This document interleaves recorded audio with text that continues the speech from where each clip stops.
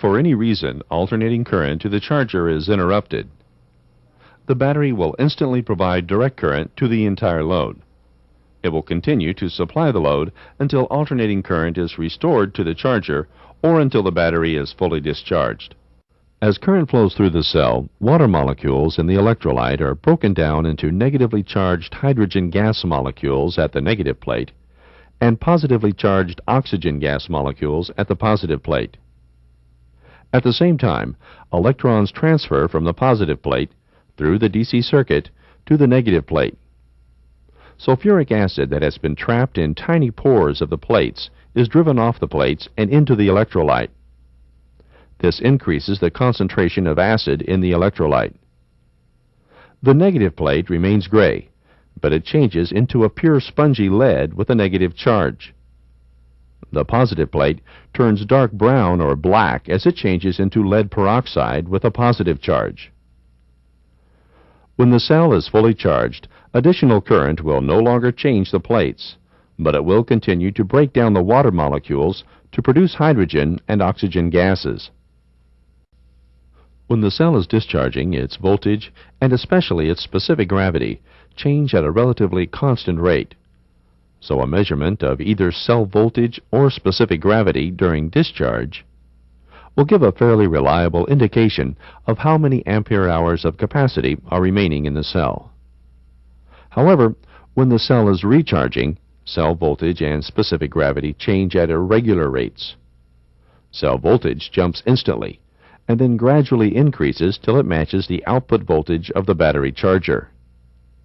Cell-specific gravity increases gradually as sulfuric acid is driven off the cell plates and mixed with the electrolyte. It may take weeks or even months for the sulfuric acid to thoroughly mix with the electrolyte and for the specific gravity to return to its normal value. A battery charger will also typically have a switch or timer that is known as a float equalize switch. The terms float and equalize refer to two different charge voltage levels that may be applied to the battery. When the timer is off or at zero, the charger operates at a normal preset float voltage. When the timer is activated, the charger operates at a predetermined higher equalize voltage for the number of hours for which the timer is set. After the time elapses, chargers with a timer automatically return to the float charge voltage. Chargers with a switch must be manually switched to the float charge mode. Safety is a serious matter. Electrical shocks and acid burns can be severe if the proper precautions are not taken. And the loss of eyesight is a very real possibility if the eyes are not properly protected. All required safe working practices should be followed to the letter. For example, before beginning your work, remove all metal objects, including rings, metal watch bands, metal necklaces, dangling keys, and any other personal items that could cause a short. Even a single cell, if directly shorted, can melt a ring on a finger. Protective equipment should be worn, including a long-sleeved shirt, an acid-resistant apron, insulated acid-resistant gloves, safety glasses or goggles, a hard hat, and a face shield. Some companies also require the use of acid-resistant sleeve protectors and rubber-soled shoes or a rubber mat on the floor. Also, you must know where the eye wash station is located before you begin working, so you won't have to search for it if you need it. And if you're not familiar with the eye wash station, read the treatment procedures before you start work, so that you know how to use it if you need it. If you need to use tools on the battery, they must be non-conductive, have insulated handles, or have all metal handles covered with a protective material. Only after you have taken the required safety precautions is it okay to begin work. Here is what a good fully charged lead-acid cell looks like. The electrolyte level is between the high and low level marks on the cell jar. The negative plates are thin and are a gray color. And the positive plates are thicker than the negative plates and are black or a dark brown color.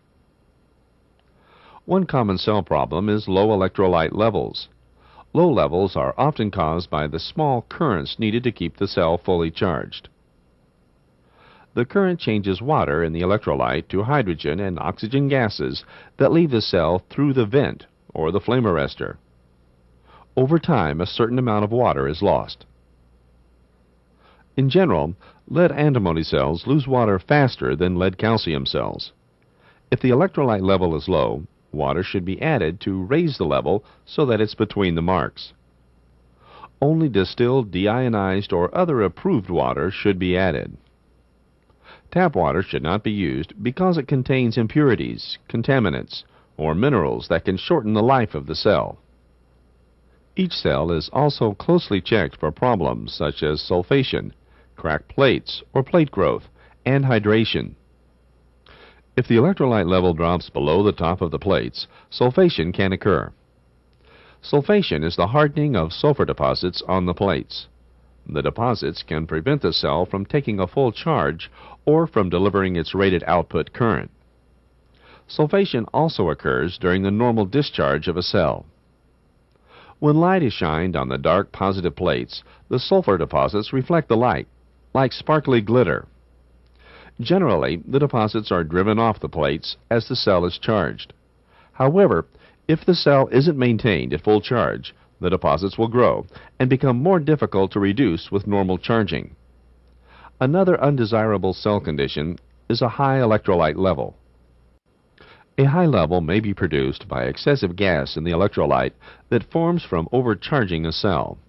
A cell that's undercharged will show different symptoms. It will have positive plates that are light brown or tan. If the cell were fully charged, the positive plates would be dark brown or black. Yet another undesirable cell condition is plate growth. Essentially, plate growth is the swelling of the grids.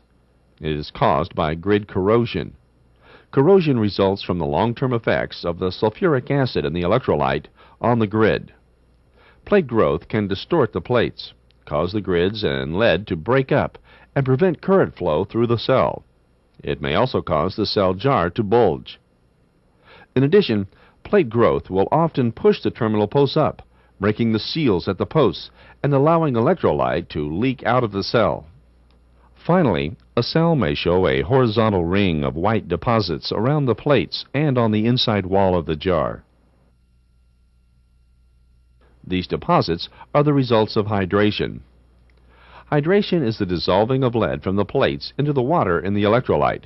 Hydration occurs when a cell remains completely discharged for a period of days. The dissolved lead and water compounds, referred to as lead hydrates, crystallize and settle on all parts of the cell. Lead hydrates in the separators provide thousands of short-circuit paths between the positive and negative plates. The problem can worsen until the cell is no longer reliable as a source of backup power.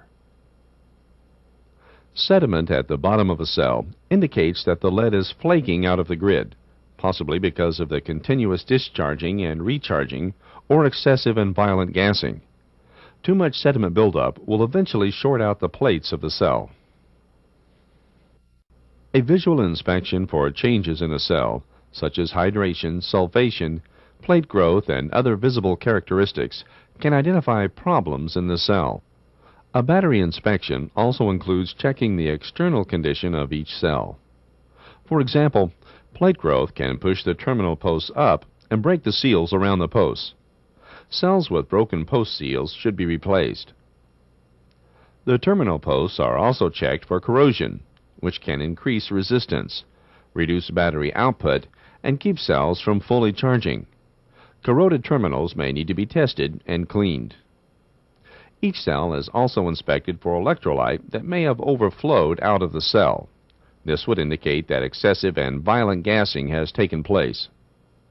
The electrolyte should be wiped off to prevent the acid from damaging the jar. A cloth moistened with a solution of baking soda and water will do a good cleaning job as well as neutralize the acid.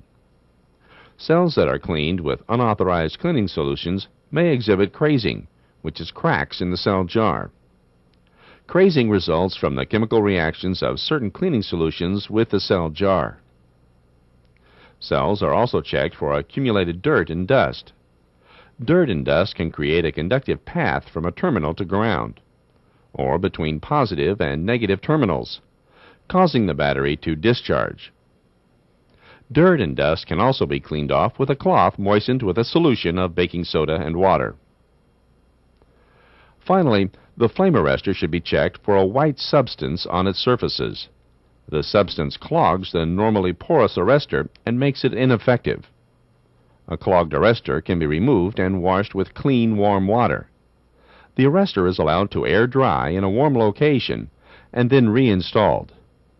If the white substance reappears after 24 hours, the flame arrestor will need to be replaced. All battery work, including inspections, must be accurately and thoroughly documented.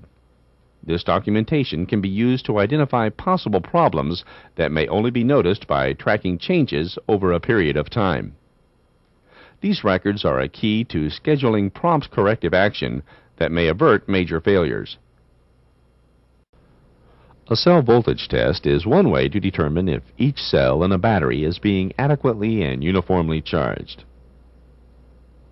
IEEE Standard 450 recommends checking